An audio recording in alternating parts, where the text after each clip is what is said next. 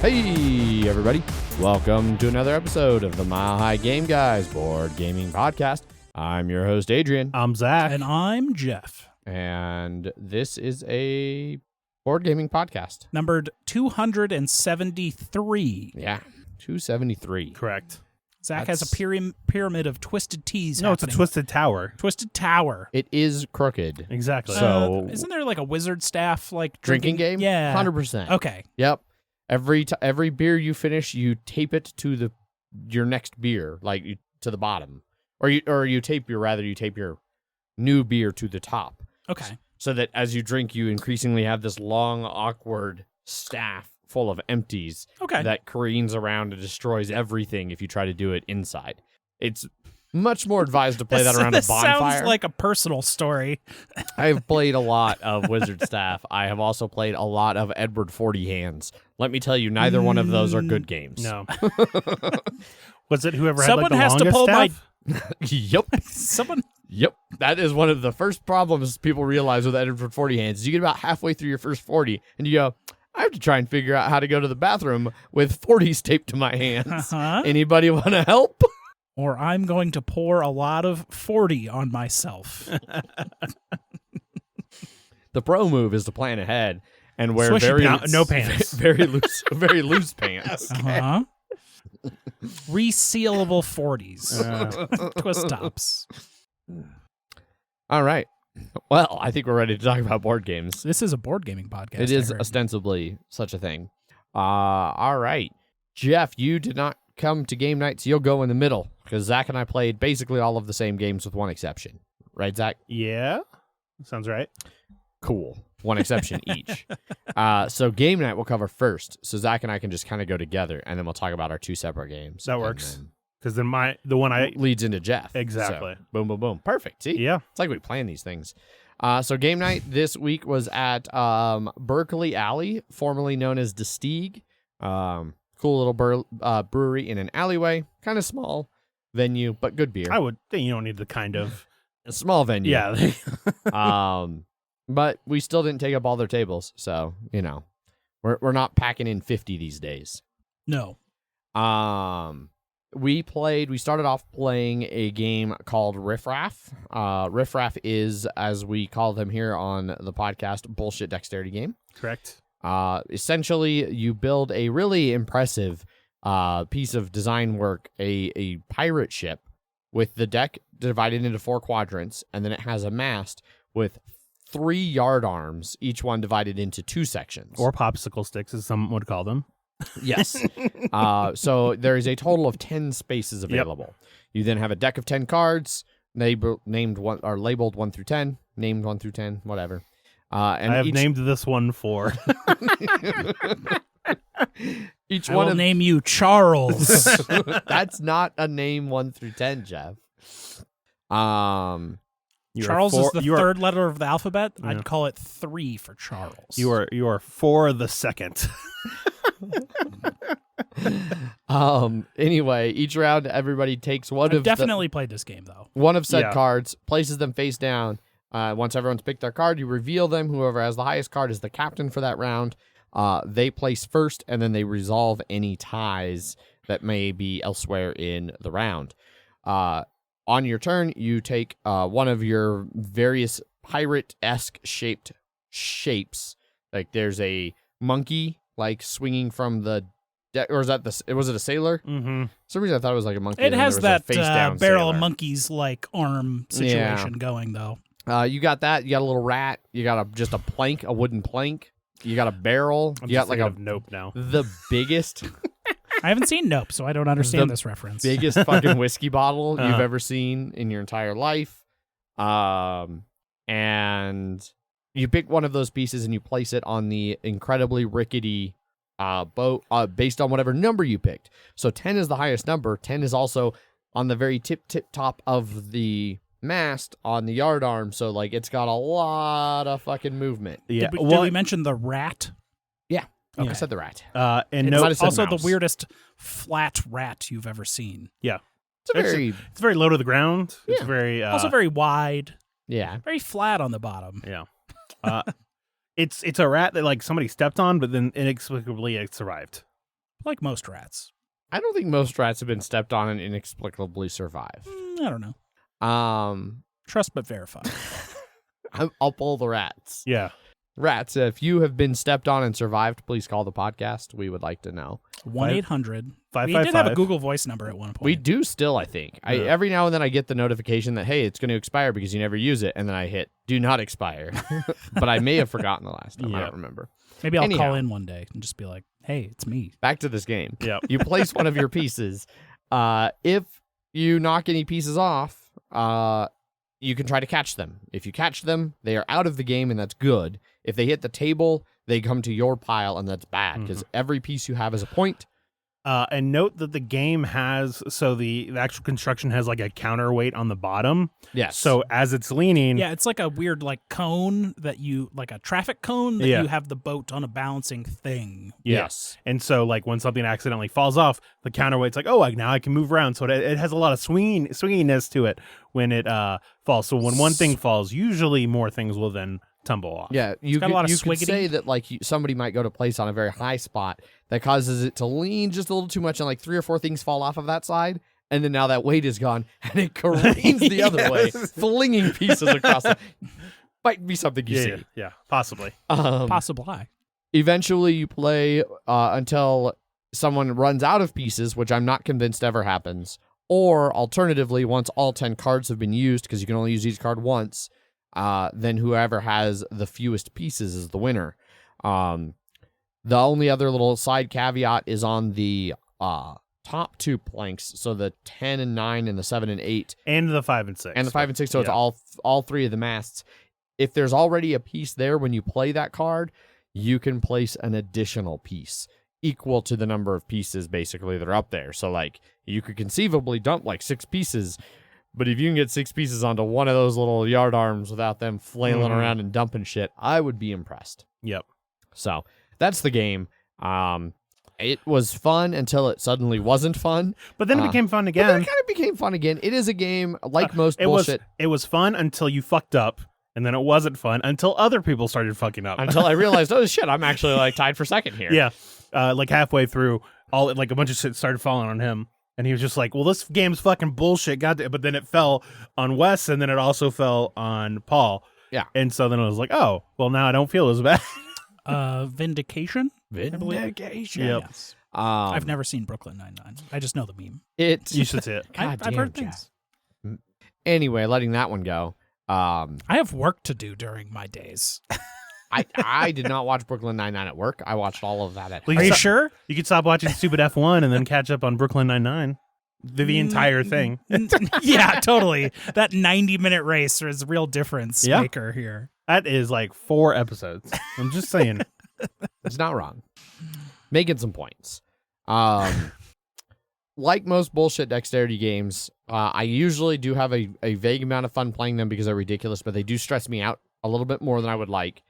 And so I prefer to watch other people play them and enjoy the shenanigans from a distance. So you don't get pistol whipped, is what you're saying. Correct. Okay. I didn't have any really bad falls where like a bunch of shit fell. I just had multiple like 1 or 2 falls that kept me at a steady amount of pieces. The problem is that no one ever is like ready for it to fall. So like I had a fall on mine. I wasn't able to I didn't react in time for the initial fall, but I was able to catch the rebound.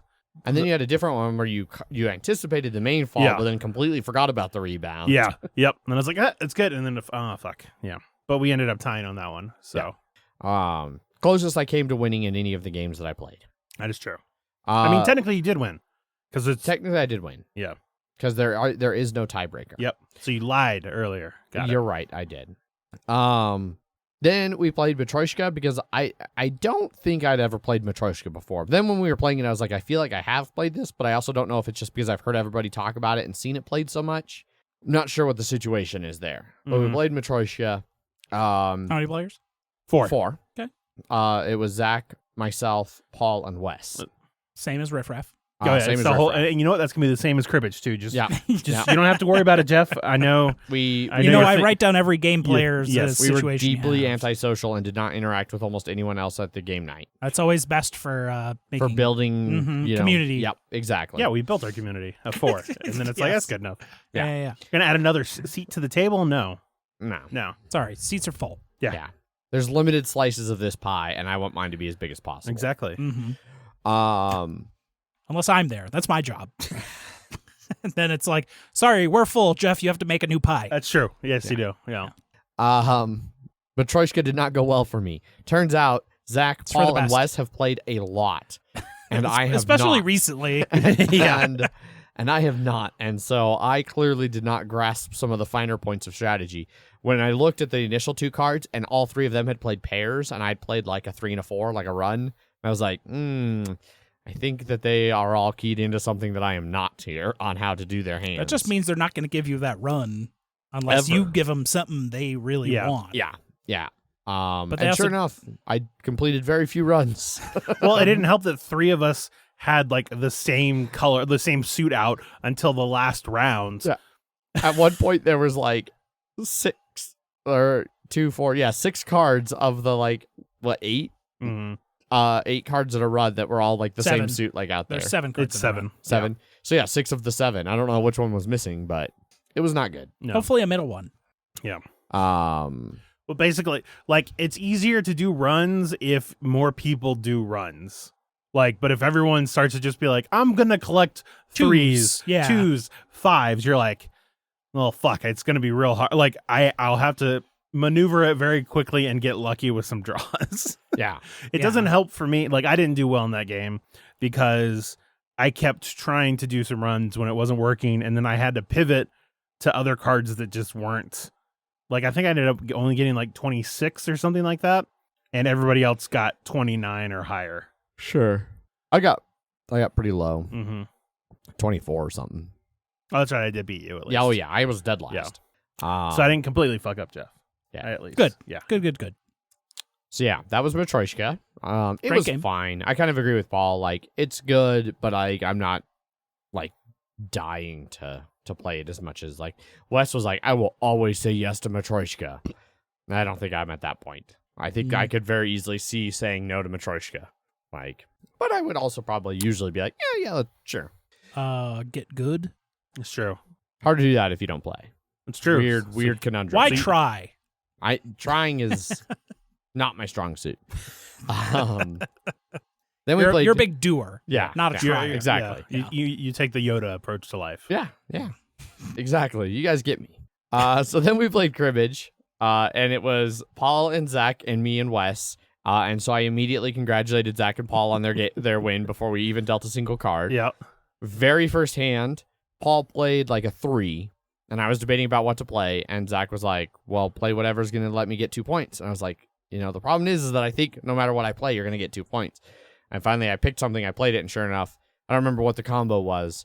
I think it was like he had played a 3, and then maybe he had played like a 5 or a 6, but I didn't have the 15, so I played like way over 15. But then you doubled. You did a double, and you got 2. And that was just the set tone for the game. Just a lot of points from Zach and Paul, and not a lot of points from me and Wes. We did manage to not get skunked. We had some decent hands at the very end when it almost didn't matter. We were joking around giving you guys a pity point, and that like if the game was set up for you guys to get like 120 without that pity point, and then having us score to win.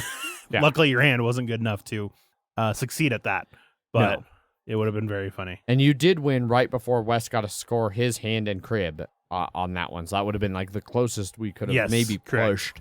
Although I think he had a bad hand and crib when he looked at them after the fact, so you wouldn't have won. We would not have won. Yeah, and then it would have been Paul's hand and crib, and then it would have been a whole thing. And who knows? We lost. Is the point there? That's what counts. Other than that, outside of game night on Friday, I had Eric, Andrew, and Ryan come over. Ryan brought and taught us Escape Plan. So Escape Plan is a Vital Lacerda game. And it is like many of his. That was post Lisboa, right? Yes. Yes. This is one of his 2 more recent ones. This and On Mars. Yeah. In it, you are basically you're members of a gang that pulled off a heist a few days ago. You've hidden the money all over town, invested it in businesses, trying to launder it, thinking you've gotten away clean. And then for some reason, you're at a hospital and there's a big break in the case. And so then the cops are onto you and they're trying to lock down the city. So you've got 3 days to run around all the businesses, get as much money as you can, get as much gear as you can to help you evade the police, and then escape the city before they close down all the exits. So you don't have a lot of opportunity to move around and do things. Everybody's got a little bit of asymmetrical goals. Like, everybody wants to go to the same spots, but they get different things for doing them, so they're incentivized to go to different ones in different orders. There's like 6 different types of local businesses divided into 2 categories, and then there's 3 safe houses, so there's like 9 main locations to go to. You get bonuses if you go to all 3 of one type, stuff like that. It, like most VTOL Lacerda games, there's a ton of little like edge cases and little things that you could talk about that like bog down a teach or like talking about it on a podcast. But once you start playing, like within a round, everything really starts to click and make sense of like the iconography and how it all works, and it played really smooth. Ultimately, we got down to you cannot escape until the final day. So you have to, day 3 is the day for escaping. So everybody is in the city on day 1 and day 2, and then day 3. Dawn of the final day, 24 hours remain. Exactly. So I was, turn order, I was second. It was Eric, me, Andrew, Ryan, I think. Cooperative? No. Right? No, not cooperative. Nope. You are, at this point, you're just trying to get your cash and get out. Like you setting the cops after Every the other person for people. themselves. And, yeah. There's some like shared incentives. Like sometimes if you're in a location with another thief, you'll try to move cops, both of you, away from that location. Mm-hmm. But yeah. So Eric he did not escape on his first turn. I was like on the fence. I was like, man, I don't know if I have enough money to stay in the city, because to escape, if you are the first person to escape, it's free. If you are not the first person, every turn you take after someone escapes, you have to pay $1,000 at the start of the turn, cash, which cash is very tight. And it costs an additional amount of money, $5,000 for second, $5,000 for third, $10,000 for fourth to leave the city. So like if once you stay in, like you really want to be trying to get as much cash as possible. I opted to stay in. Ryan took his turn, and then Andrew on his 4th and final turn, when we thought it was established that we were all going to stay in the town and get like some more gear, Andrew was like, I'm out. Because I'd even been about to do it. Like I had my Deuces, person sitting on the nerds. exit, and Andrew was like, you're going to leave? Like, oh man, but then like we all have to leave. Like we can do one day. And I was like, yeah, you're probably right. And so he talked me out of it, and then he left. Oh, that's 100% your fault. Hook, line, and sinker, man. He got me. And so then I got to the point where I was doing the math, and I was like, there is literally no way, like, I have enough money or can get enough money to stay in the city and not, like there's not enough turns left for me to get enough money to escape the city at this point. So I failed. So everyone else was able to get enough money and escape. Eric and Ryan got out the next turn. So the second turn of the day. You got caught? The city got locked down. I got caught. So technically I scored 0 points. Nice.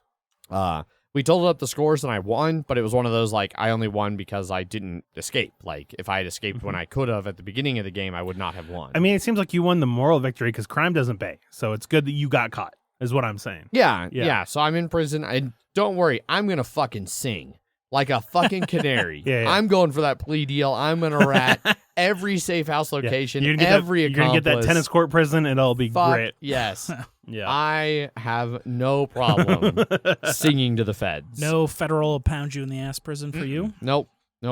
So, escape. It was fun. It was another one where it was fun until it suddenly wasn't. Like the moment where I realized that I was going to be the only person who could not escape from the city, and it was just like, well, fuck. Yep. Like, what did I do for the last several hours? Like, you listened to Kaiser. That was your mistake.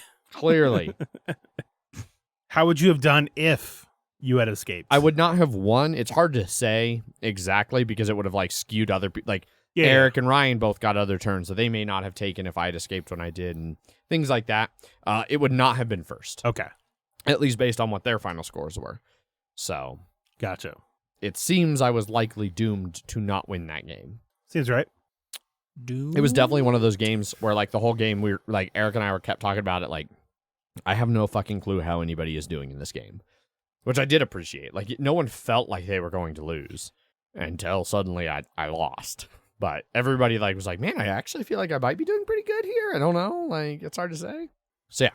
So that was what I played. Zach, how about you? What was the other game you played without me? Before you guys got there in game night, Wes and I were there first, and so we played some Hanamikoji. Still went well. I ended up losing this time. This is actually the first one I lost in a while. Ooh, yeah. That one I just was not able. We went 3 rounds, and so the first round, after we're done on the first round, I had 10 points, but I had 10 points. Wes had 9 points, and then we each had 3 of the Geisha's favors. So we had to continue. I think we just changed 1 or 2 hands, but we still stayed relatively the same in the second round. But then in the third round, he was able to put me in a position where I was going to lose stuff that I couldn't control, and I couldn't respond back with. He ended up getting his fourth favor and ended up winning from there. Still love the game. I'm really waiting. I can't wait for the new, the new tokens to come out, and then the expansion whenever that finishes shipping, which I think is relatively soon. Nice. But still, yeah, still probably my favorite 2-player game. It is good. I also like it. Yeah. But then before all of that, in fact, the day before, Jeff and I played another round of JIME. JIME. We did. This was the one where we fucked up and watched Gondor burn, and then we're like, well, let's just go to Rohan now. Yeah, bye. Bye. This is a campaign that takes place over seasons, over a whole year. So we started in spring. Still in spring, I think. No, we went to summer. We did? Yeah, okay. Because in spring, all of the rivers were rushing. And in summer, they knew we had gone through this same area, so they had fortified it. It was harder for us to move back across between areas. Oh, okay. Look at Jeff knowing the lore. Yeah. And well, we're now far enough away from the TV that it's hard for me to read it. Oh. So I just don't pay attention to it anymore. To what anyone says. You've joined Team Paul when it comes to story in these types of games. Stories that I can't read with my eyes. Yeah. Yeah. We trounced that crossing scenario pretty hard, and it seems like those interstitial ones are very easy. Yeah, it's supposed to be quick. Yeah, which it was, and we completed it quick. Next one was about. We had a bunch of refugees of Rohan that needed to get to a fortified location that was not Helm's Deep, and we had to find a traitor amidst the refugees that was working for the mercenaries, that if they had gotten in, we would have gotten a bad ending. But so we had to talk to all of these people while traveling and fighting and getting all these refugees through and trying to make decisions with these 4 different leaders of the refugees. One was a bard, one was an old lady, an elder, and a merchant, and I don't remember the 4th one. And Zach certainly wasn't paying attention enough to. There was you already said the elder? I did. Okay, then that's all I remember. Yeah. Right. Because it was the elder. Old asshole. Yeah. I assume the variability in that is it could be any of the 4, but it was really just do these events along the way, and it will tell you which ones are trustworthy and which ones aren't. Which you didn't have to do them, in which case it would just be a fucking random ass guess. Yeah, and it was always 50-50 on the events, because you could be like, I'm going to trust the person, I'm going to not trust the person, and then it could increase threat and get you closer to the end of the game or not. But it also had a branching path that you could decide to go into the mountains or into the caves. Which I chose the wrong side. If you remember. You chose the go in the reverse direction to these search points, and then we never saw you again during the entire campaign. Yeah.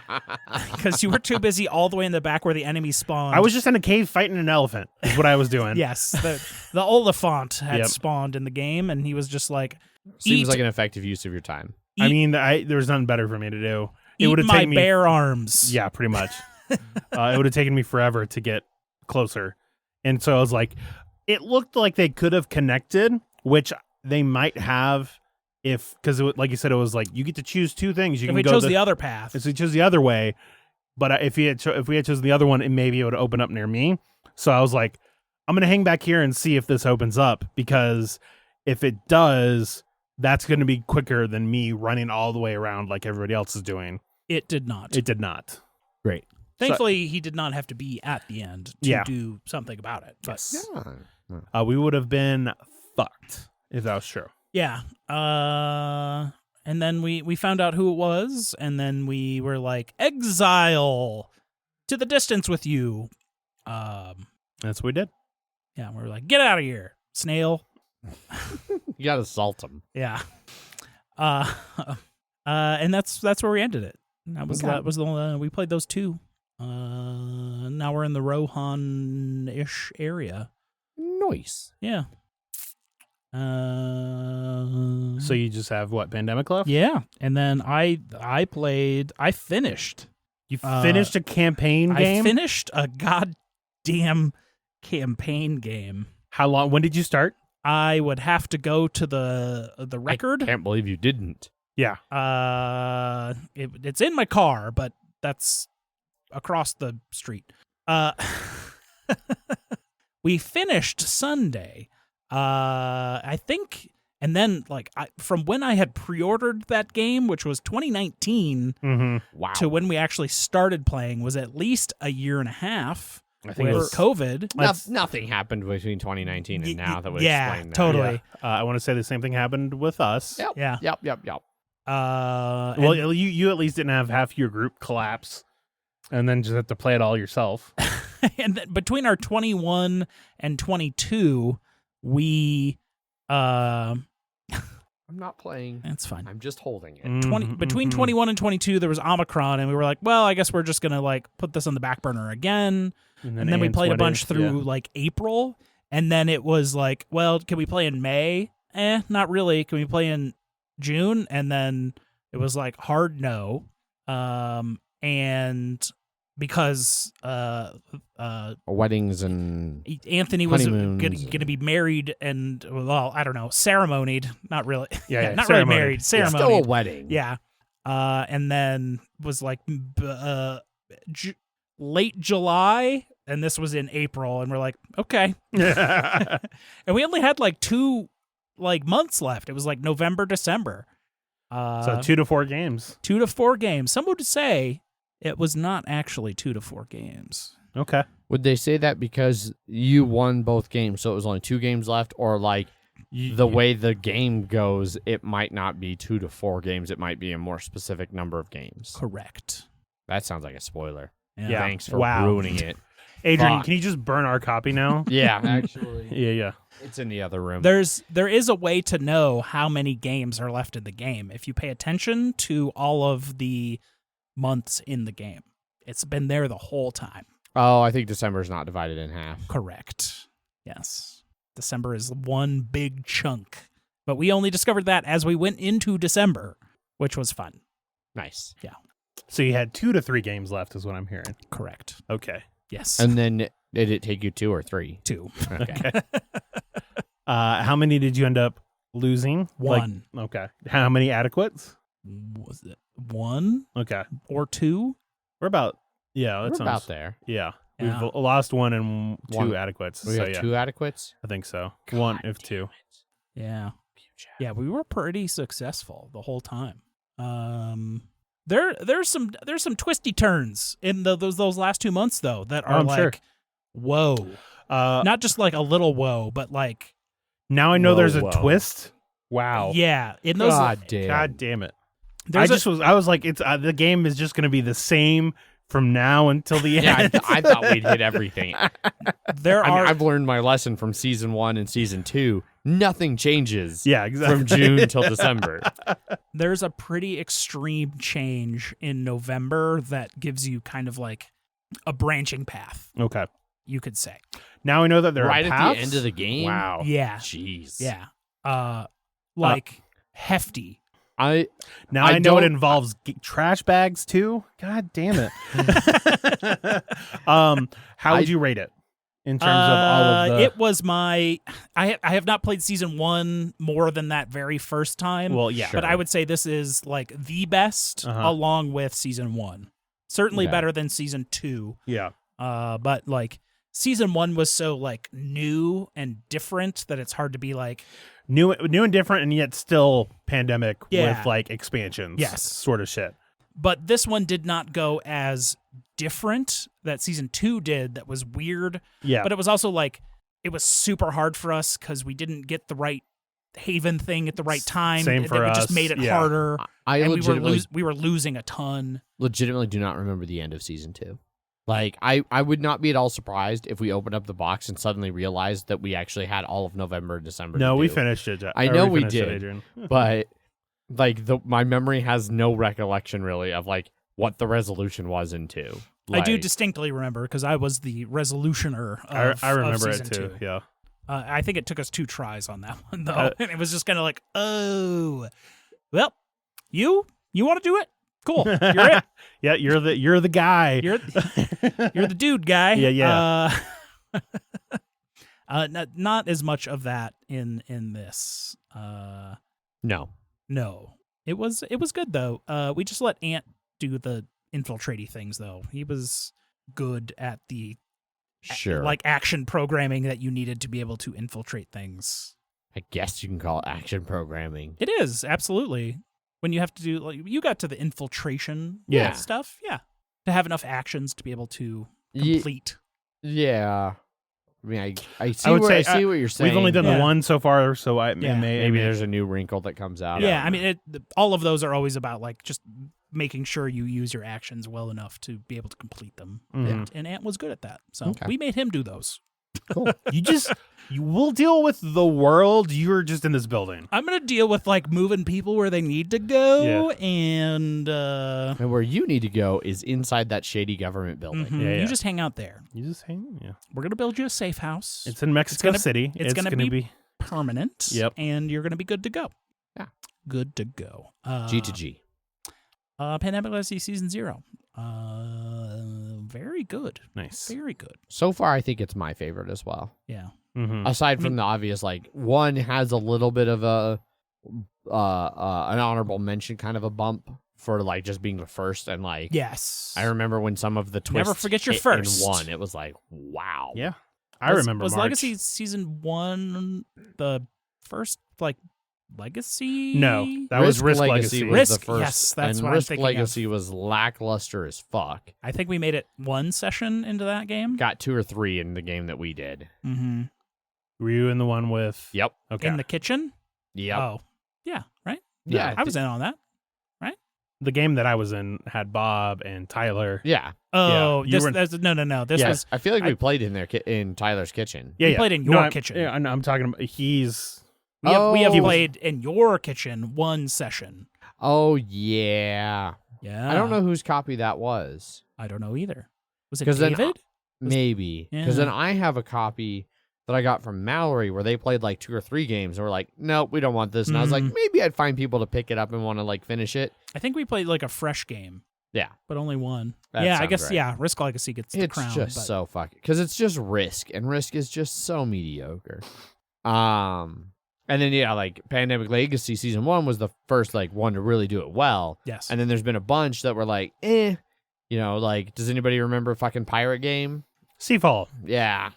Like How much again- does $12 mean to you time-wise? Yeah. Yeah. And you can't even get the metal coins from it now. Yep. So it's not even worth it Yeah. for that. Yeah. Paul has finally forgotten his next move for that game. oh, he- it's finally over? Yeah, yeah.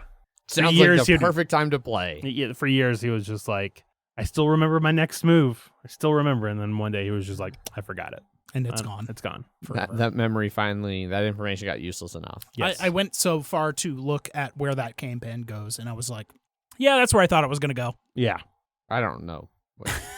You were in a weird pirate fantasy land. Yeah. Yeah. Oh, I see. Yeah. I see what you mean, where that game goes. Yes. I was thinking, because that's the one that has the batteries. Mm-hmm. Yeah. I thought you were looking up like where the batteries went, No. which I still haven't done either. No. I've got a copy. I could do it. There's no reason not to, I guess. Yeah. But that's it for games that we've played. Yes. As we're just increasingly moving into abstract banter about legacy. Yes. Let's move into abstract banter about our lives. Because we got to feed that parasocial relationship. Yes. Speaking of abstract shit, I've been watching season 4 of Westworld. Okay. And it is definitely the best season since the first season for that. Okay. Did you ever watch any of it? Of Westworld? Yes. Yeah, I've watched season 1 twice at least and love it. Mm-hmm. I've started season 2 twice at least and have not gotten through it. Okay. Yeah. Yeah. I'm not as down on it as Paul is. But it has some highs, but it has some fucking lows too. Yeah. They were annoyed that some people figured out the twist beforehand in the first one. So they're like, all right, well, we're going to fucking do crazy shit to try and make sure you have no idea what's going on. And then it did not go well. But season 4 has been sort of a reboot in a way. It's been very good. And if you made it through 3, definitely watch 4. If you made it through 2, I enjoyed 3, but if you get annoyed at it or whatever, then you could just watch a recap of it and then just go on to the next one. Yeah, it has been enjoyable. Yeah, I don't know. Because it was one of those, Megan and I saw it, and she was like, oh, Westworld. Like, they're still doing Westworld? And I was like, yeah. Yeah, it's a shame because that first season is just so fucking so good. The Yeah. acting was great. The characters are great. Mm-hmm. And even afterwards, like, I still cared about the characters. Like, I wish they had told a cool story with them. But, like, something about the way they did it just did not work.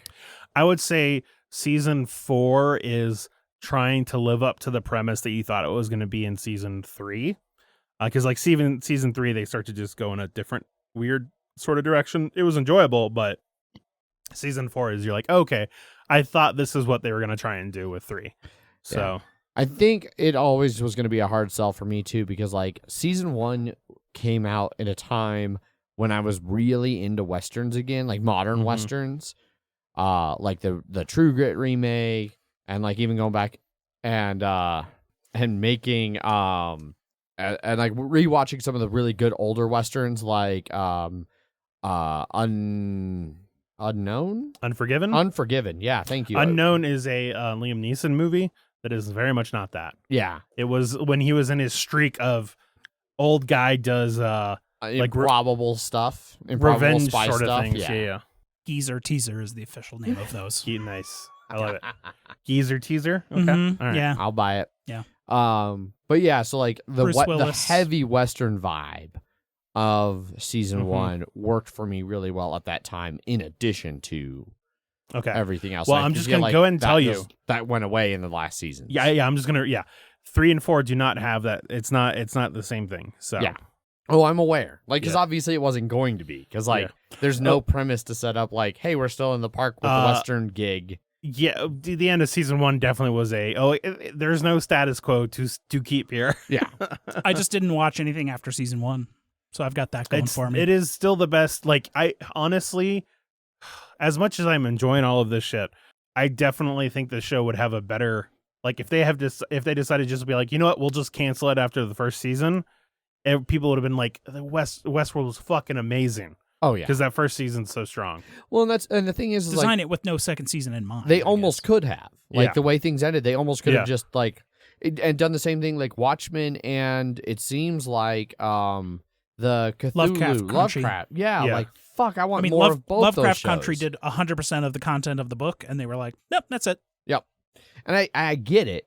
Like, and I like that they just told a satisfying like story that had a concrete, but fuck me, Yep, it was same- so good, and I want so Same much with more of Watchmen. it. They're like, I told the story I wanted to tell. If someone else And it comes was up with something, The best part about Watchmen, the HBO series is it was an original Yes. story as well. yeah. It was not based off anything except the characters.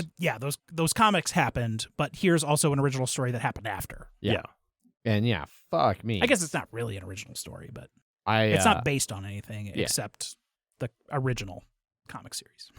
I get what you were going for. Yeah. And so yeah, I kind of wish they'd done that with Westworld. I need to watch The Leftovers. I've heard that. I've heard really good things about very that. good. Liv Tyler. I do like Liv Tyler. What if 10% of the human population just disappeared? Not much. But that would cause some shit to go down. For a little bit. Like, it's one of those, it's like the Thanos snap. Like, everybody made it out like Thanos snap, like, destroyed everything. But, like, Thanos snap puts you back to, like, 1970 population. Like, human population has been, like, exponential growth. Like, I would say 10% there's a difference in attitude between it's the 1950s and half of the population just suddenly disappeared. Agree. And there would be real and it also was like repercussions to just work like through. 5 years too. It's not if it was like 30 years maybe, but And it was not just human population, it was all life. And I agree that Thanos snap's a little different because of there's some of the, Yeah, you know, yeah. And there was more than half the And it was like, was it all life? Was it not all life? and then But like, all like a sentient bunch of other life? people died when like pilots got snapped. exactly. Yeah. Like I saw somebody did like a Bayesian statistic thing on like the percent of flights in the air, the number of pilots, like what the odds would be that any given flight had both pilots snapped. Mm-hmm. Although it was one of those, like, it clearly wasn't random anyway, because if it was random, Hawkeye is just the most unlucky motherfucker on the planet to have his entire fucking family snapped. You know, that's 1 out of 5. Yeah, here's Like, here's the thing about randomness is that sometimes it doesn't look random. It does not look random. In fact, most times, Yep. real randomness does not look random to people. I'll explain that to the next thematic game we play. Doesn't matter. Doesn't matter. Let's see. What I've watched Primal for the first time. It's the Adult Swim Samurai Jack creator guy, Mhm. Tarkovsky or something like that. Yeah. I think it's also a really bad like Sci-Fi Channel directive video about a DNA dinosaur thing. That is entirely possible. But this is a Samurai Jack-esque dinosaurs. A man and his dinosaur. Yeah, it's basically just a man and his dinosaur. Yeah. A man and his raptor or T-Rex. It's kind of like a Or like Not- or just not Carnivore. not Okay. real dinosaur, but like slightly larger than a human, but not a T-Rex, because there Okay. are larger yeah. and there are smaller. Oh no, it's a bad movie. Is it Carnosaurus? You should know. No, it's Oh. Primal. It's named Okay. Primal. I'm surprised you don't know this one, considering it stars your god, Nicolas Cage. Oh, I am unaware of that movie. Nicolas Cage is a animal like caretaker on a ship transporting a bunch of dangerous wild animals that gets taken over by terrorists. Okay, And all the animals get released. Yeah, I should probably watch that. Yeah. You're correct. I should watch that. I think that's this one. Yep. Yeah, 100%. Here's an alternate version of it. Yeah. The ship with the fire and the guns. Yeah. I'm gonna watch that. The ultimate hunter versus the ultimate predator. Great. I'm all in. But yes, the Adult Swim show. It was one of those 15-minute kind of shows. Yep. The first season was very much of like scenario of the day kind of thing of just Okay. like Serial it's sort me of and my stuff. dinosaur and Yeah. we're just gonna be like traveling along, but it's kind of got a little Conan the Barbarian sort of like Ooh, weird okay. mystical thing in there every once in a while. I can get down on that. There's a weird zombie dinosaur virus at one point or another that was like fucking dope as fuck. And I remember explaining this to Zach not too long ago. I was like, yeah, it's very bloody, but it wasn't very gory. Once I got to the later half of that season, no, it's gory now. Okay. Yeah. Because it was just like very like the thing he could never do in Samurai Jack was show blood because it was a Cartoon Network show. Sure. And he is making up lost fucking time. That's for sure. Also, the last season of Samurai Jack was very good. But the season 2 of Primal just started, so I was just catching up on that, and it was very easy to catch up on because it was only 15-minute episodes across 10 episodes. Okay. I've got one bad, one good for what I've been watching. So one good, Zach and I have seen Mm-hmm. Nope, which is fantastic. Really good. Continue. Okay. It almost fell earlier. I know. I thought for sure it was gone. No, they're good. Watched Nope in theaters. It was really good. It was not at all what I expected. Yeah. As is supposed to be his movies. Yeah, I mean, I felt like I You feel like there's a and Get common Out? thread between Us and Get Us Out. and Get Out. Like Us and Get Out are similar types of like horror to some extent. They felt similar. They felt more similar to me than Nope. It's more sci-fi blockbuster-esque. Yeah. Well, now I know it's sci-fi. Glad you got the photo before it all collapsed. Correct. I blame your outburst, Jeff. But yes, so Nope was very good. I won't say any more about it other than that. The only thing, actually, I will say one more thing about it. It's not related to the movie itself. I am a little bit sad that the main actor, Michael K, I'm not going to try to pronounce his last name. Daniel K? Daniel K, yes. What Michael am I thinking of? Oh, yeah, I know what Michael Omar? I'm thinking of. That Michael? No, different one. Okay. Yeah, different one. Okay. Musician. That's also okay. Michael K. That is a hard to pronounce last name. Kiwanuka or something like that. Anyway, so the main actor from Nope was unable to be in Black Panther Wakanda Forever because he was tied up filming Nope. Gotcha. And so he had to pass on Wakanda Forever. Well, I think and there's I an liked easy... his character in... Yeah. Well, I mean, there is an easy, like, T'Challa died and I fucked off because my best friend died. I was going to say, jail. I mean, I guess that too. He did kind of side with Killmonger Yeah. there. But I saw somebody on Twitter with the Wakanda Forever like discussion that was going on from the trailer that dropped, wishing that like it ends up being like that they somehow saved Killmonger and that it's Killmonger who's the next Black Panther. It's like They did it. It was called What If. Yes. The only reason I would want that is just because he was great. He was great, and it'd be great to see more of him. But plot wise, it wouldn't make sense. No, especially 100% wouldn't. With the ending, like the ending, denying him that ending, and then also there's no way like the rest of like Wakanda they fought a fucking war over him not getting to be Black Panther. Like and then they just did it in What If. So. Anyhow, the bad, because I said one good, one bad, Nope being the good. You mentioned something about Resident Evil, like you just dropped it as a blurb. Did you watch the Netflix I series? started watching the Netflix Resident Evil. It is fuck awful. Oh, did you see It is so fucking There's a bad. picture I saw where they were having like a communication or something, but you can clearly see that one, it's in paint, like the MS paint. Like the icon is clicked open, and then also there is no internet. I had not noticed that level of bad.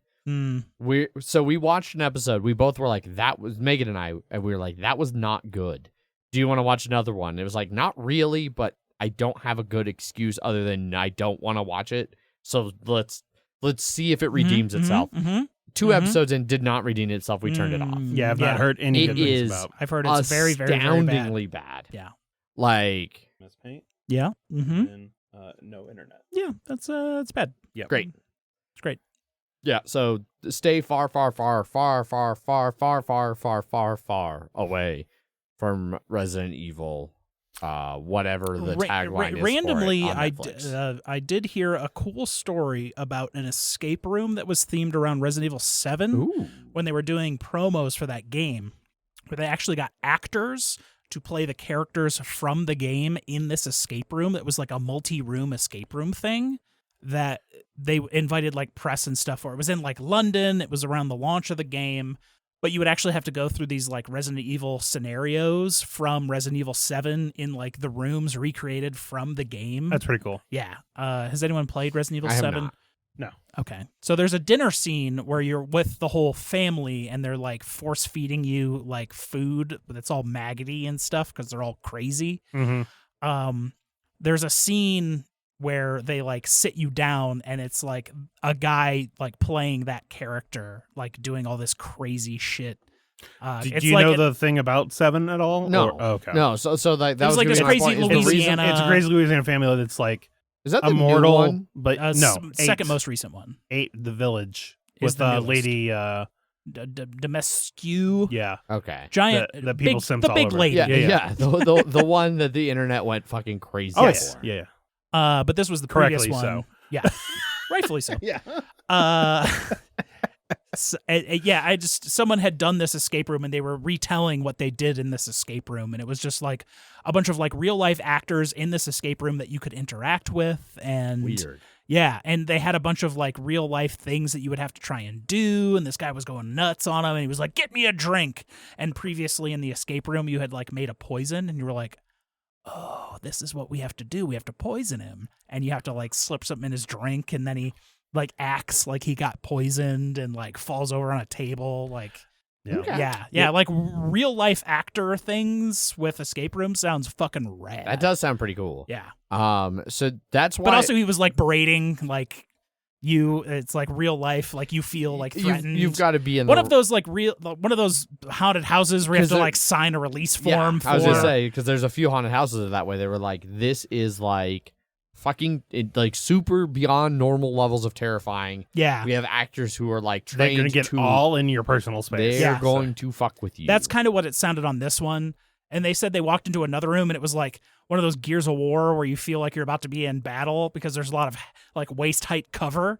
And it was like you had to hide from someone in the room that was coming in. Like, yeah, it sounded super awesome. So based on your bad Resident Evil thing, someone was talking about a good Resident Evil thing that you will never be able to experience. Great. Yeah. I really liked the remake of RE2. As did everyone. Yeah, it was good. Yeah. That's why they did 3 and that's why they're doing 4. Yeah, I've not heard as good of things about 3. No, because there was And I wish there was a really good remake. 3 was just 1. Resident Evil 2.5 that they didn't. Resident Evil 3 came out like a year later or Oh, something. I know. Yes. It was super fast back in the day. So that game was already really short that they had to try and like flesh out. They could have made it better, but they didn't. No. So Speaking of VR, but speaking of VR, there's a Resident Evil 4 in VR that I've heard is pretty good. Okay. Also, I've heard 7 in VR is terrifying, along with 8. So I would not do that. So like the problem, 7 for sure. Yeah. The problem with Resident Evil in general is I loved Resident Evil. It's one of the easily one of the seminal like video game moments of my like young life. Like where like holy shit, video games can do this. Was like Resident Evil 2, and Resident Evil 3. But then I just felt like they went off the fucking rails. Like, and trailers I've seen of Resident Evil, like later ones like 6, 7, 8, like all the it's like unrecognizable to me. I mean, it's a different as Resident style of Evil. game. Yeah. Do not even think 6 as something that they actually did because it was generally being like Well, it was trash. I just assumed that Was that the they've one done where one of it every entirely number. takes place in one room? No, Oh. 6 was there was Or like was I thinking 4, of Silent Hill? maybe Silent Okay, Hill. I think that's something. I think it was Silent Hill : The Room, yes. Yeah. Tommy six, Wiseau was six, there. Yeah. 6 was like 3 different campaigns. Each campaign was like 14 hours. It was just endless, stretched out, paper thin garbage the whole time. And then 7, like, was they, good. They were like, we can't keep doing this. And then they did 7 all first person and was amazing. Gotcha. And then 8 was also very, very good. We'll see what 4 is because it's supposed to be a reimagining of 4. So Yeah. I think 3 to 4 is where I fell off the wagon. Like I don't well, remember. 4 anything was from like 4. GameCube. Yeah, it was on the GameCube, and Yeah. it was already a style change. Yeah. Significant, Yeah. but also very good. A little bit more like action oriented Yeah. versus the horror. We went to the Call to Arms 7th anniversary party Yes. on Saturday. Yeah. Had a bunch of beers. We went to I think since the last time we recorded this. No, it wasn't. It was before that we did all the Joyride stuff. Correct. Mhm. That was Yes. last Yeah, episode. yeah. Yep. A lot of brewery anniversaries. Yeah, recently. surprising. Fuckload. Yeah, almost like opening your brewery in summer when it's hot is a good time to open a new brewery. That doesn't track. Yeah, like on the same weekend as Joyride, there was like 3 or 4, and there was like Crazy. 2 or 3 last weekend. Yeah. Yeah, nuts. I built a new PC, and I got my Steam Deck, and my new Tacoma is still amazing. I should be getting Everyone's got a Steam Deck, I have spent like $50,000 in the last like month. Yeah. It's including obscene. car, yeah, which was the vast majority. and most of that I didn't It pay was for your money. directly. Yeah, It's a loan that I've got to slowly repay back Yeah. over the next 5 years. Yeah. I got the notice for my Steam Deck being today, and I was just like, God damn it! Couldn't No, it? you should be good. No, I know. No, I was like, couldn't you have waited till after Gen Con? Yeah. Just because I wasn't Yeah. have to worry about it. Gen Con's around the corner. And so I gotta buy it tomorrow, and then should be here before. And Yeah, I got mine on Wednesday, and then it came Sunday. So I got it yesterday after my hike. Megan and I went on a 8-mile hike with 1,000 feet of elevation gain.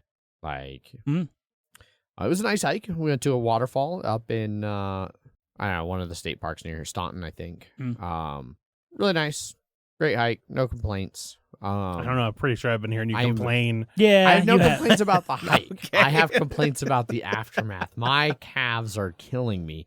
So we were originally planning on going and driving 2 hours to Rocky Mountain and then hiking out the back of that up into the Never Summer Mountains on what would have been an 11-mile with 2,000 to 3,000 feet of elevation gain. You might notice that that's 3 miles longer and 1,000 to 2,000 feet more elevation gain. As much as I am feeling like shit today, I am really glad we changed which one we went to do. Yeah. Mhm. My calves are just really sore. I've gotten way out of hiking shape. And so to dive back in with an 8 mile and 1,000 feet was ambitious, we'll say. Full Beautiful hike. Weather was actually pretty nice. It got a little warm in the middle of the day, or the middle of the hike. It wasn't even the middle of the day. We were done by noon. But middle of the hike got a little warm, and then a storm rolled nearby, just enough to like cover the sun where we were, and we could hear thunder off in the distance. It made us be like, we should hike faster. Must hike faster. Must hike faster. But it was good. We're going to try to start hiking more regularly. That'll We happen. want to be more active and adventurous. Yeah. No. I was thinking I had something else. Play a lot of Vampire Survivors. I It's got great. It's a great Steam Deck game. Which one? Master. Vampire Survivors. Oh, is Yeah. that the like bullet hell one? Yeah. Hard pass. but you are the bullet hell. And it's only $3. $2.99. Maybe. It's also on Game Pass. Oh, You there can- you go. yeah, you can play it. You can spend your $3, not $3. But I don't know if I can get Steam Pass games on the Steam You Deck. cannot. You cannot Okay, play yeah. Game Pass games on Steam Deck. There is a way you can do Because some you can of just it, install Windows, Yes. and then you can install Game Pass, and then you Yeah. can just play Game Pass. but it's on- not as sturdy. Yeah, you could not call them verified. Correct. Forza Horizon 5 came out with their Hot Wheels expansion. Ooh, nice. So I've played a little bit of that. I do like some Hot Wheels. Yeah. for- It's no Lego expansion like No. the last one. Oh, that's a but, bummer. yeah. You had in the past talked about Shipbreaker. Hard Hard Space, Shipbreaker. That's the way that goes. Yes. I got that. Yeah. Because I saw that it's full release in Yes. Act 3, and Yeah, there's yeah. actually a story. It's campaign. Yeah. It's really good. Yeah. Yeah. I just want to go chop ships up. Yes, correct. That's kind of all you want to do is Yeah. you want to cut those fucking ships apart. Dude, some of them, like, I got one of the ones that's got, like, big engines, and you gotta, like, pull the engine off the back, and then it fires everywhere, and you gotta run in and turn it off. That's something newer, but yes, that is a thing. That was cool. Yeah, the fuel lines are like, we're on fire and you need to cut the fuel off before we explode. And, like, that's the only way to dismantle that engine is, like, Yes. cut the nozzle off, wait for it to light on fire, then run in to turn it Pull off. the nozzle out of the way so you Yeah. can get in there. Yeah. Don't touch the fiery Try pipes. not to. Yeah. Small gap. And then that's kind of how the reactors were back in the day, because the reactors would like shoot out like electricity and explode part of stuff they were around. So you wanted to clear out as much as possible around a reactor before you loosed it, because you had to Gotcha. throw it into the barge before it blew. Yeah. Yeah. Yeah, I forgot about reactors at one point. Was cutting Uh-huh. through a hole, and it was like, oh, there's a reactor here. Oh, well, I'm glad I didn't fuck that up. Bloop, drop. Yeah. Good. Yeah, Hard Space Shipbreaker. It's a great game. Yeah. Also on Game Pass. I also feel bad because I'm pretty sure that one of my... I wish I'd known it was on Game Pass, I'm pretty sure it is, yeah. because I definitely did not need to buy it then, because I have Game Pass. Fuck. And I'm well over the return 2 hours, yeah. I'm pretty sure my one friend is going to get in trouble for talking about unions at this future megacorp that is very anti-union. Yeah. Where they charge you like $3.9 billion to get you into space It's to start working for them, and then you got to work off your debt. 1.7. Yeah. I do at least make like 2 million a run, so I'll pay it off in like 100 years, Yeah. or hundreds of runs. And don't die, because then they charge you a clone cost. I did die. I accidentally got sucked into one of the The processors. furnace or the processor. It was the processor. And I noted, I was fighting a big piece I was trying to shove in the processor, started going in the furnace. And so I was trying to tether it, move it over, and I drifted too close. And then I was trying to zipline myself out, and I couldn't. Yeah. It was too strong, and it pulled me in. And it's like, yeah, that'll happen. got all the real panic of being sucked into a processor, knowing you'll be cloned, but still not wanting to die. Well, that's how the game opens. Yeah. They kill you Yeah. to like It's crazy. clone you. They make you read through fucking 7 pages of legalese about we own the rights to anything you will or ever have created. Beyond, in all perpetuity throughout the universe. It's wild. They do a good job of setting up this cosmic dystopia. Yeah. That's it for me, Yeah. because it's been over an hour and we still have 4 news items, 5 Yeah. news items, as is tradition. Anything else for you two? Nope. Cool. Moving on then. It looked like you were thinking. I was, but Okay. I don't think there was anything. Moving on then to news and crowdfunding. News stuff. We got a bunch of news. It's all good news too. Is it though? It is. It's quality news. Okay, that I will. First up, news: Spirit Island is getting its traditional Target edition, except how they tell the story is funny. Yeah. So they have this. You really should just check out the link that'll be in the show notes. But they basically go on about we have news to share. We were approached by a mysterious, popular box department store you may be familiar with. Target. Hey, go by Target. Yeah. They even say that. And they just talk about how Target reached out to them and was like, hey, we would like a simpler, more Target appropriate version of Spirit Island, similar to what they did with Gloomhaven and then Jaws of the Lion. But no, Gloomhaven is 1-to-1. It is not dumbed down in any way, shape, or form. Well, and neither really is this. Yes, but that's the joke. Oh. Because they said, no, we're not going to make a dumbed down version for you. Oh. Target was like, hey, can you make a simpler, easy to learn, easy, and they're like, no, we're going to make our game. Well, yeah, we're not going to dumb it down. I thought Jaws of the Lion was a significantly shorter. simplified No, Gloomhaven. you can take those characters and throw them into regular Gloomhaven as you can Horizons of Spirit Island. It's just that it's cheaper and it's shorter. Yeah, slightly cheaper components and stuff. Well, For Jaws of the Lion, I don't know. Yeah, well, I mean, it's a book instead of a bunch of cardboard. But everyone was like, the book is way better than the filer folder system I had to have to break out all the fucking components. That's fair. Yeah. Anyway, yeah, back Looking to at this. you, Lord of the Rings Journeys in Middle-earth. It's way worse than Gloomhaven, tile-wise. Oh, God. Yeah. Uh-oh. With 2 expansions added onto it. Sure. Anyway, for Spirit Island, Horizons of Spirit Island, rather, is what the game they came up with is. It is, in some ways, in component-wise, it is a simplified version. They use a board instead of the island tiles. It's double-sided, so there's 2 different variants. The spirits are simplified spirits, but it uses all of the same mechanics. And then they're using tokens for the Dahan instead of the wooden tokens.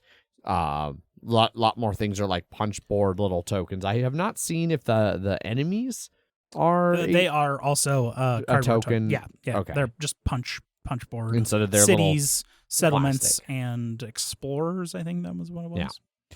But it's gonna ship out with five brand new spirits that, like Jeff was saying, can fully be played with. And I was reading they've got one of them, this Sunbright Whirlwind, and in its little playstyle description, it says that it doesn't need to worry as much about its innate power, which is just one of those things that for a new player is it's got one. It's not really its focus. It can do it occasionally, but more you're focused on doing its base things. Even it doesn't have, and I feel like they took off the complexity bar. They used to have a complexity bar on the older. I think it's just because they're all the lowest complexity. And I was hoping that there'd be some variance still, even in their complexity of the 5 of them, but it's just straight up Spirit Island with low complexity new spirits on a pre-printed board and punch board. Yep. So they say it's the guided introduction you've been waiting for. Quality of life updates and new options for existing components have been designed to improve the experience of both new and experienced players. 5 new spirits are great for new players, but will also thrive in the hands of experienced spirit players ready to optimize their unique skills and drive every last white-sailed ship from their shores. So, yeah.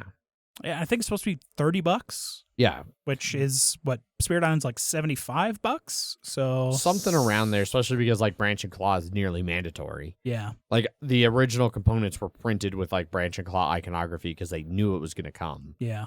And then they mentioned a little bit of their coming backer kit crowdfunding campaign for the October next expansion. Spirit Island Nature Incarnate Yes. is the new one. They have a little. Did their Big turtle last guy. expansion that came out, right? Yes. Okay.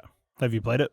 No. I think that one was one that came out like in my transitory unemployment phase and I was unable to get it and I have not purchased it yet. Oh, you didn't grab it. Gotcha. Okay. I did not back it. And I'm then sure I tried to Paul get it on like Paul's, but it was too late.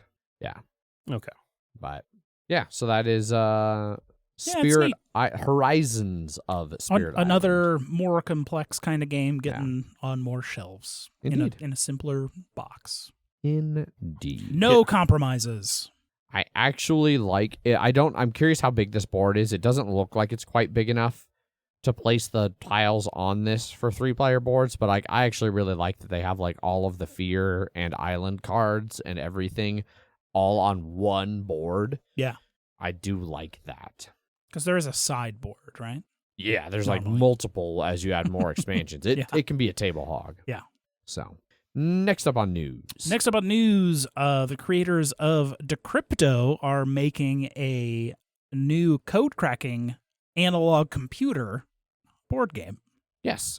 So this is called Turing Machine, 1 to 4 players. Takes about 20 minutes. Just right out of the gate, they do mention in this article that it is not really related to Alan Turing or his Turing machine.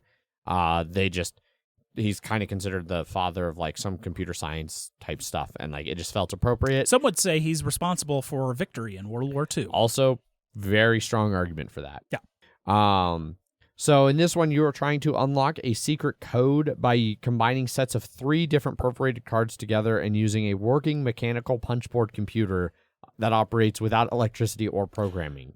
I feel like this is still gonna have to be something that like I want to look for this game at Gen Con just so I can see exactly what it's gonna be. This is one of those that like it could either work really, really, really well and be like the perfect game for me and like the way my brain is weird, or it could be not something I would enjoy. Yeah. But yeah, so you're plugging in your numbers. Like they show an example here of doing like blue 4, yellow 2, purple 1, and it gives like only shows a single green check mark.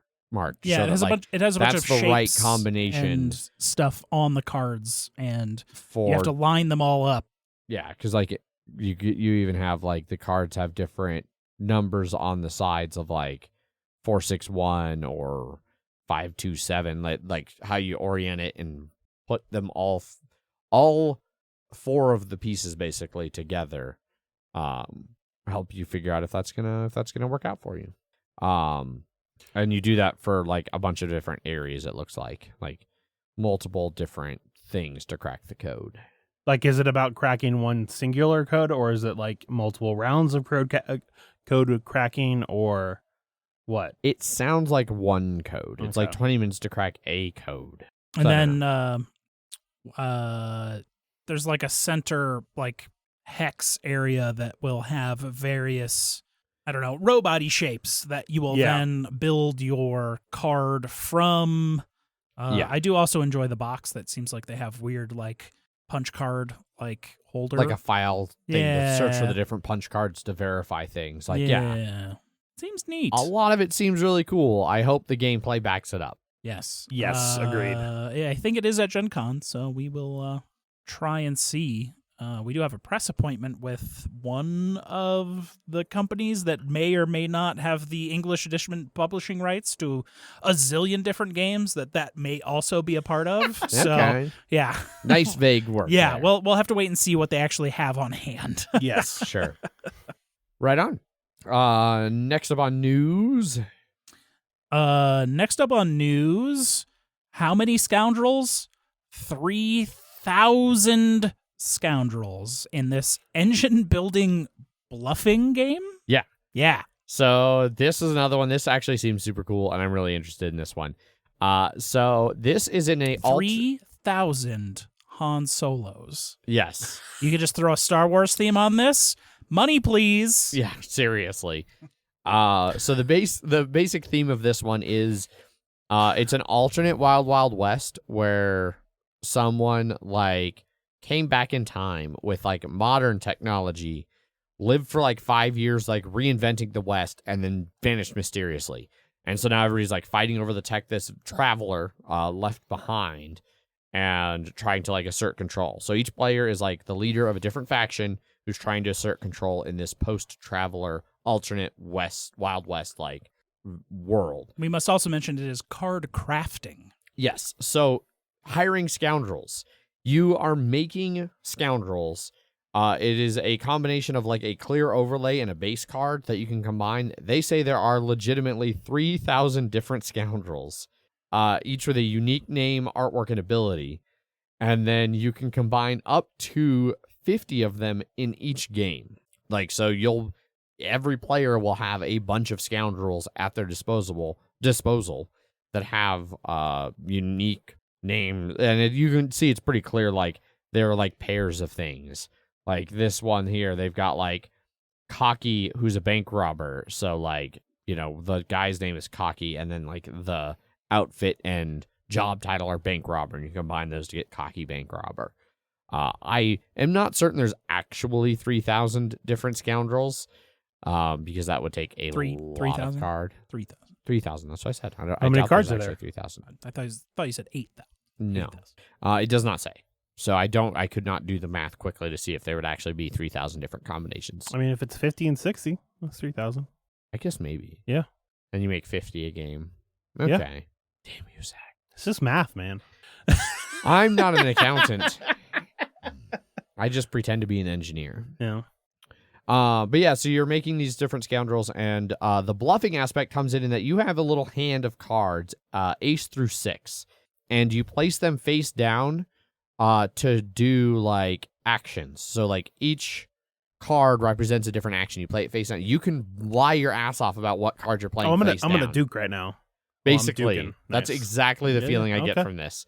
So like you can do an ace and a 2 in order to do this like double action. The 3 does something, the 4 does something, the 5 does something. 2 aces. And it looks like that would be a lose. The 6 looks like it gets you money. It does say if an opponent catches you bluffing, it damages your reputation and decreases your odds of winning the game. So I don't know like what that mechanic looks like. Like how many times can you get caught bluffing and still have a reasonable chance to win the game? Or it might be like a multiplier based on how reputable you are or something like that. Yeah. I don't know. And I don't know. Does it say if like someone, their reputation will go down if they call you out? And it does not. It Okay. mentions nothing about like the risks of calling someone. Like, what if you call them their bluff and they're correct? It's nothing. I'm gonna call you out I'm gonna call every Right. single person every single turn. Right.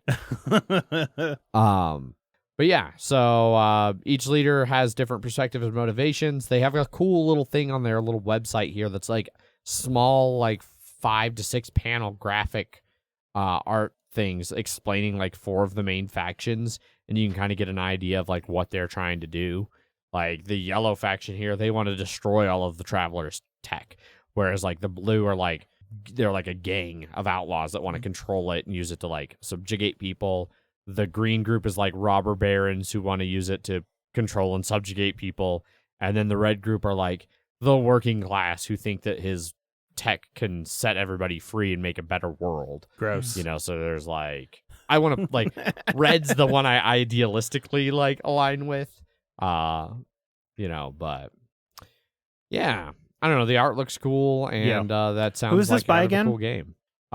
Unexpected Game? That might be that YouTube. No, Unexpected Games. Who is that? I do not I want know. to say it's somebody that you're like, oh, it's that guy or that person. The people behind The Initiative and Voices in My Head. Voices in my head. Okay, gotcha. Who's the person's name? Does not say here. Yeah. Corey Knizia? Yeah. Oh, It's the old Fantasy Flight guy. Okay. Yeah. Well, there you go. Behind StarCraft, the board game, and Battlestar Galactica, and A bunch of stuff. A whole bunch of Old classics. Mansions, I think, too. Rebellion. Yep. Anyway, there you go. That is 3,000 Scoundrels, the latest game from Corey Knizia's new company, Unexpected Games. Woo. Next up on news. Hey, did you know Dune Imperium's really fucking popular? Well, they're getting another expansion. I suspected, but I did not know. Now you know. So this is Dune Imperium Immortality. So they're really leaning heavy on the : system of naming. Yeah. Dune : Yes. Imperium dash. Would you rather be a Immortality. dash colon? That would just be weird. It would be awkward. What about dash parentheses? Stop. Carrot even? Oh God. So I assume that Bene Teliax is like a Bene Gesserit person. But it adds Genetic innovations. genetic innovations. These are the face dancer people. They're the ones that Sure. are They dance with their faces. These are the what's the Game of Thrones House of shape face changing? The Faceless men. Faceless man. Yeah. That's the Dune equivalent of what we're Okay. talking about here. Cool. So this introduces the research track, where you can research things to get new abilities that will help you in the game. And for the It seems like it's a shared track. Teliax. So graft is a new keyword that allows you to play 2 cards in a single agent turn, earning the benefits of both. Yeah, that could be interesting. They don't specify exactly how you can graft things. Wow, face dancers are fucking creepy looking. Yes, they are. They're just a bunch of mouths all over a face. It's. I think it's been shown as like your head shakes really fast back and forth, and then it's a new face in like filmy make wise. It's like an Also Etch-a-Sketch where every time you shake it, it's a new face. Correct, but the only time this I think I've ever seen is from the Dune RTS from like great. the Oh, wow. 90s. I don't know why, but my brain immediately went with face dancers, more like mouth facers. Face dancers, more like mouth facers. It does seem like the research track is a shared track. It's got another one of those like we're all going to start here and then we're going to move up and then maybe something you get stuff and move back down. If you get to a certain spot, it looks like you get a token that says first, but that spice token for first isn't really explained. It's a weird hex thing. You get the first spice. You get there's- the cream of the spice. Yeah. You get a victory point for going on there on Yeah. this research track as well. There's a bunch of green cubes, which I assume are something related to the grafting faction symbols for this new faction. So actually moving up on this research thing could be like a reputation thing. Okay. Move up in that reputation means you can move up on that track.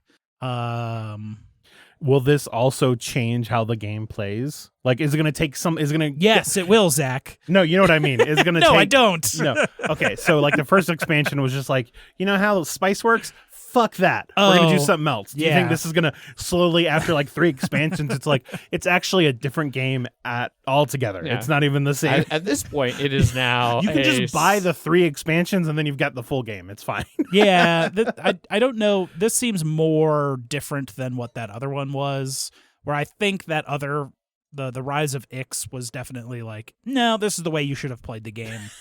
That one fixed it. This one will just be More. more. Yeah. Okay. Yeah, All right. yeah. Well, we'll see. Yeah, we'll see. It's definitely not going to fit in that deluxe box edition that I made, because the deluxe edition was made with the Rise of Ix expansion in mind, because it had space for both of the expansion boards. I doubt there's going to be room for expansion boards. It's just going to be in like there. throw away the baseboard and then Yeah. Yeah. Just whip it off into the distance. Yeah, they're gonna continue making more of it because Dune It's a good game. is good. I mean, it's so good that it Strong thing. lost an award. So, To Cascadia? no, No, the other one. the The one we didn't play. the Forbidden Forest or Yeah, something like that. Something Yeah, Forest. yeah, yeah. I don't know. Anyway, last up for news. Last up, hey, remember that Darkest Dungeon Kickstarter from Mythic Games? I hope you fucked didn't up. back it. You fucked up now. Yeah. Now you fucked up. Now you're the one that's fucked up. Yeah. They're bashing my butt. Anyway, so yeah, Mythic Games has come to the Kickstarter update section for Darkest Dungeons to plead for more money.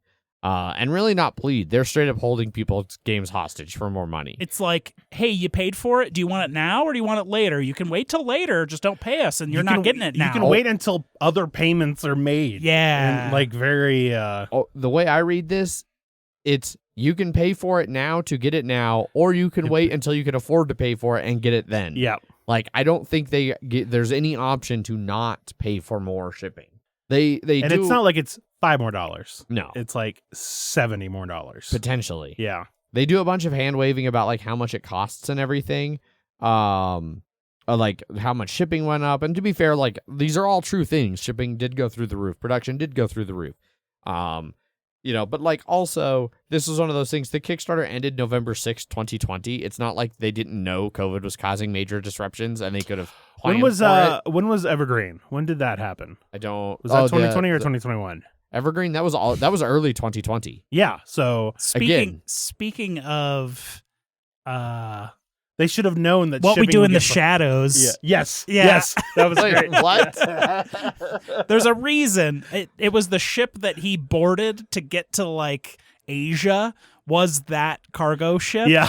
And then he killed all the crew, and that's why it it got stuck in the Suez. Wait, is the new season? Yeah, There's three there's a- episodes. Yeah. Oh, shit, I didn't know that. Yeah.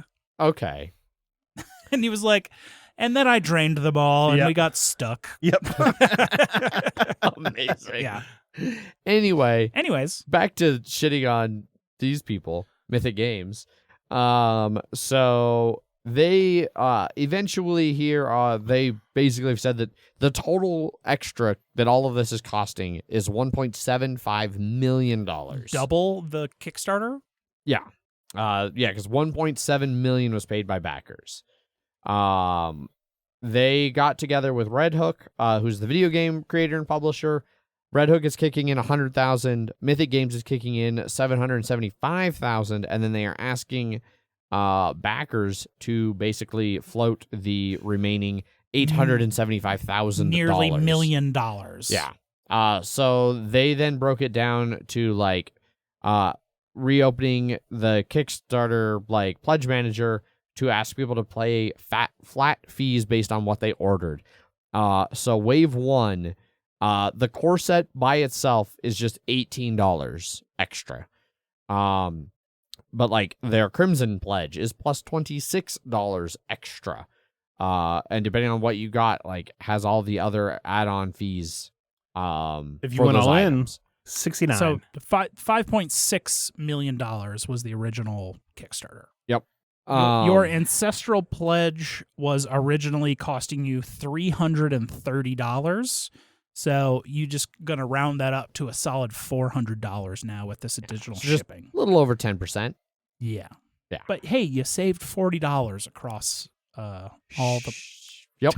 Yep. Mm-hmm. So I do love this. They say, your game is printed. It's yours. It's currently stored in China. If you are unable to pay the contribution immediately, we will store your game for as long as possible. So like that feels like a fucking shakedown. Like, oh no, we made the game, man. It's made. That's the thing with what sucks is that's the thing with Kickstarter is that you're not guaranteed the game, unfortunately. No. But usually it's not because of this. It's usually just hey, we decided to spend the money on Booth Babes, and then we're gonna peace out later. There's nearly 11,000 people that pledge that top tier that are going to have to pay $70. Yeah, Which is fucking nuts. That they are asking to pay an additional $70. So Jeff, how has that affected this game that has not come out yet on, like, say, Board Game Geek? Let's say over 60% of their current ratings on Board Game Geek are ones. There was not a ton of ratings, but more than half are now ones. Yeah. There is the requisite amount of 10s that are like, well, just for fairness sake. Not all of them were 10s. Oh, I'm sure. Some were 8s. Being like, man, I'm trying to offset. Some of it. Some of it, but not all of it. Yeah. So they even lay this out, like, just to continue. They really made this feel as much like a shakedown as possible. You have the following choice. 1, pay your contribution by August 1st. This contribution guarantees your game will be on our first containers that leave in mid-August. Blah, blah, blah, blah, blah, blah, blah. 2, you prefer to wait, in which case your games will be stored in our factory and will be added to containers as payments are made. And I guess, like, maybe they're meaning, like, as payments for the containers are made. So, like, you're paying extra to get your game now versus, like, it might eventually get to you. But, like, man, they make it feel like we're going to just hold this game until you make a contribution to our campaign finance fund or something. Like, fuck me. So what additional was the core pledge? The dungeon pledge was 18. The core set is 18. Yeah, so that's the dungeon pledge. Okay, an additional 18. So they paid $100. Even just that core pledge to the U.S. was going to be $34. They are adding an extra 18 on top of that. Brings so that to almost 52. 50% shipping. Yeah. More than 50%. More than 50% shipping? Yes. Jesus fucking Christ. Yeah. Of their estimated, like, U.S. core pledge shipping was originally going to be $34. Yep. So yeah, there is a significant increase. Yeah. So not an ideal situation. They then say that this is a turning point for Mythic Games. They're going to focus on, like, smaller, more, like, manageable campaigns rather than big, huge, massive things. Oh no, it fucked up for us once. Shit. Yeah. We will see where and how that all shakes out. So really sort of makes you want to double guess, backing into Kickstarters or anything like that, right? Yeah, you really want to be cautious, like, in these trying times of backing Kickstarters, lest they come after you for a 50% increase in your shipping prices. Yeah. All of that being said, let's move to Kickstarters. It's just the one this time, at least. First and only in our Kickstarter is a Star Realms Rise of Empire. Very well funded, almost $390,000 of its $20,000 goal, over 4,300 backers, and about a week left to pledge this one, which you can at its Infinite Replay Legacy tier of $80. Yeah, with Jeff here, there's no way we weren't going to talk about this one. Correct. Yeah. I would rather die. Jeff, would you like to tell us about Star Realms Rise of Empire? Absolutely. Do you know Star Realms? I do. Have we played Star Realms before? We have. Well, this is a campaign / let's call it a legacy / campaign. Okay. Of Star Realms. So this will add 3 new factions into the game: teal, purple, and Is it like orange or something like that? yeah, they don't really show them off. Teal, purple, and I don't know, orangey blue. They're all kind of bluey. Yeah. Anyways, these are all new factions. They're not like the combo factions that they had previously, the, like, synergized ones from the previous expansions and stuff. And you will be, it's kind of bringing the app scenario type situations into the board game. Through each of these scenarios where you are playing the Star Realms, I should also mention Rise of Empire is 4-player. The campaign is only 2-player, so you cannot play like a 3+ player campaign. You'll be going through it is actually 2 to 6 player out of the box. 2 players is only the 12 scenario legacy campaign. Gotcha. You can get that legacy campaign for $60, and that will come with everything you need to do to play a legacy campaign over 12 scenarios And then at the end of that campaign, you get a unique version of Star Realms to play. And it's all unique because in each scenario, you have a sticker sheet that you can be modifying your cards with in various ways as you play. Even so much that expending all of your stickers is a victory condition for that scenario. Now, there is an infinite replay version of this where they have included 180 cards that are every variation of sticker to card combination. Holy shit. So you could just sleeve the new card instead of having to use the stickers. And then that's the replayables part. And that's replayable because you could just unsleeve whatever that combination is. Okay. The best of both worlds. Yes, absolutely. At a premium cost. The best finale of all time. Star Trek Next Generation, Part 1 and 2. Best of both worlds. The general story is like the Trade Federation, the Blue Faction, is trying to keep the Star Empire from pulling all of your Federation members off of the Federation and destroying the Federation and creating that Star Empire. I'm sure the scenarios will add in a bunch of weird shit of like the machine cults and the blobs coming in there at some point or another. But, it's a scenario pack. You don't know when the blobs will show up. Never know. The new factions are the Consortium, the Kingdom, and the Scavengers. They are all new. I do love the teal colors a lot that are in there because teal looks good. I do love teal. Yeah, the purple looks good too. I'm not a big fan of the Scavenger, but yeah, it's kind of like it's like kind an of weird orangey brown. Yeah. Like if you ate an orange and then took a shit. Good to know. Good to know. Don't Just like 1 to that. 1. I'm just gonna eat oranges for a day. Yeah. Only a day. Only a day. Yeah. All I'm gonna eat is orange. That's the color of Scenario Pack 2. Is the they give a couple hits of the scenarios and stuff here. It seemed like their twists on the like missions that you could get. That's what I figured. Yeah. That one pack that was like, everyone starts at this health, everyone starts at this lower health. The stations are one cheaper, or you get like to bank stuff. It just sounds like it's more about building the cards than it is about the individual scenario. And then when you build the cards, it looks like there's 5, 10 different sticker options that you could put on there. Those costs are like on the sticker sheet, so you can spend 5 and put a sticker on, or you can spend 5 and get a card out of the like trench.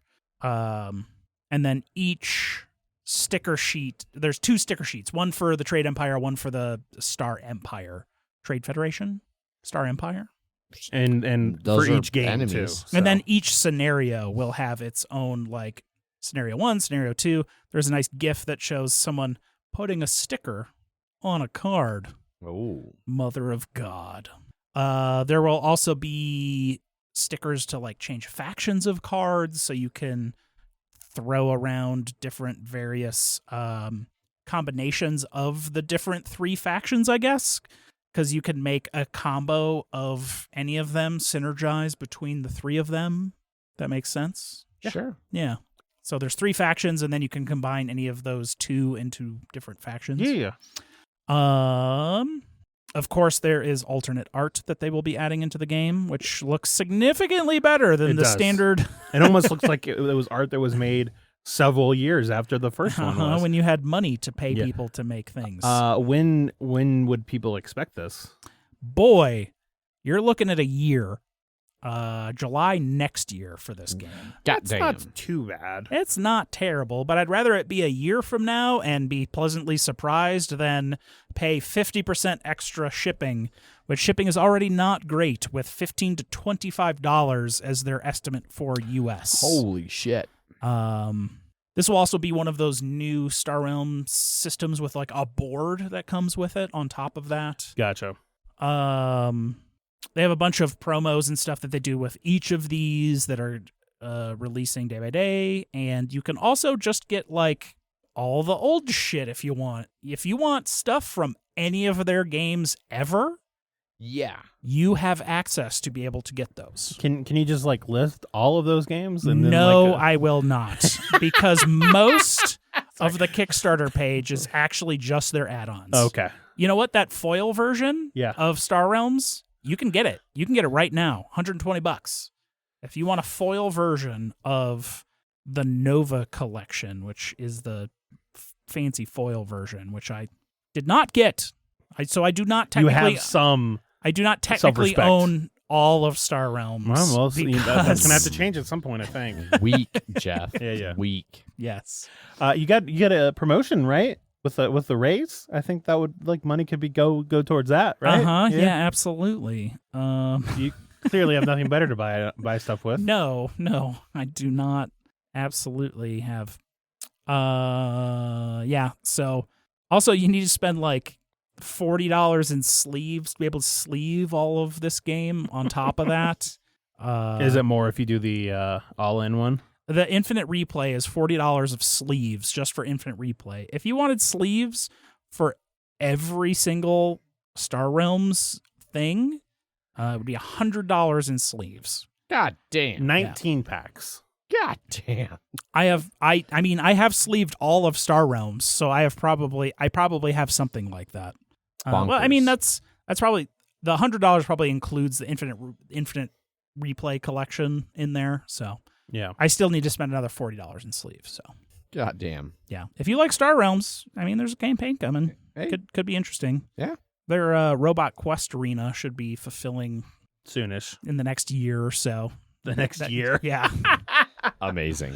So we'll see Perfect. when that hits, but It should come before this one, is what I'm hearing. I'm looking forward to play that one more than Sorcerer. So, Right on. That wraps up everything. everything. Do we have any listener feedback? I don't believe so. We do not. Yep. None. Unless it's live Twitch chat. Uh, Fuck you, Adrian. See? There's my hassling you for the on behalf of the heckling Burns. from the Burns family Fuck artisanal ales. you. You made a poor decision buying your graphics card when you did, because it's going to be cheaper now. It's significantly cheaper now. Oh yeah, no. Yeah. So That's my got burn. I got the 3060 like 4 months ago. Uh-huh. Finished my build on Prime Day, and I noticed that I could have gotten a 3080 for what I paid for my 3060. Yeah. But whatever, I don't care. You did it. Just double checking. So, what? Nope. Oh, there we go. All right, we got some listener feedback here in spam from Dimpy P, wanting to know if we can estimate how much time we waste manually acquiring data that is widely available but doesn't suit our job roles. 100 hours a week minimum, I think. Keeps me up at night. Yeah. Just like trying to sleep, and I just hear all this data just pinging on my phone. Bing, bing, bing, bing. Yeah, so that does wrap up the episode. Yeah. Zach and I will be at Gen Con. Indeed. We have a bunch of press appointments, so we're going to be a bunch of cool stuff. Twilight Inscription's going to be there for purchase. Yeah. We will be getting a demo of that for sure. Mhm. We have a bunch of press appointments with a bunch of folks. Indeed. I'm sure we'll record something while we're there with our portable recorder that we own. We do own one. Mhm. Did you did you last time? No. No, it was the weird half Gen Yeah. Con thing that we didn't do Okay. anything except. Okay. Yeah. I can dig it out because Yeah. we will record next week still. We will. You'll both still be here Monday. But is Yeah. Zach going to get that episode out like that night? Yeah. Yeah. Usually does okay with When if I there's ha- a hard deadline. There's a hard. I am great at hard deadlines. The soft deadlines, that's where I'm like, no. Everyone's going to be confused by an episode coming out 48 hours within each Like other. if I had to, as soon as we're done here, I could go home and edit it and fucking. Well, Adrian wouldn't have uploaded it, so you wouldn't have been able to do it anyway. Exactly. Oh, whoa. Yeah. Whoa. Lots of shots being fired here on the Well, if, you know table. what? If it didn't stick, I wouldn't have shot. So Anyway, if you want to get a hold of us, you can send us emails. emails at milehighgameguys.com. You can find us over on Twitter, where I tweet under at MHGameGuys. I'm Zach_MHGG. Jeff_MHGG. And you can find a link to our Slack channel in the show notes of the episode, which will also include links to the news articles and Kickstarter that we talked about in this week's episode. So that should be available wherever you listen to your podcasts. Hopefully your app natively shows show notes that If include it doesn't, hyperlinks. you got a bad app. That is correct, Just saying. because we include it in all of the show notes. It is not always pre-recorded, chat. It's just that smooth that it always seems. It's always the same. Yes. But that is, in fact, everything for this episode, including our brief little bit of contact information there. We will be back in a week. Yes. Thanks, everybody, for listening. Thanks, everybody, for hanging out in chat over on our Twitch stream. As always, I've been your host, Adrian. I am still Zach. And I'm sorry for Charles Leclerc, Jeff. Bye. Bye. Bye.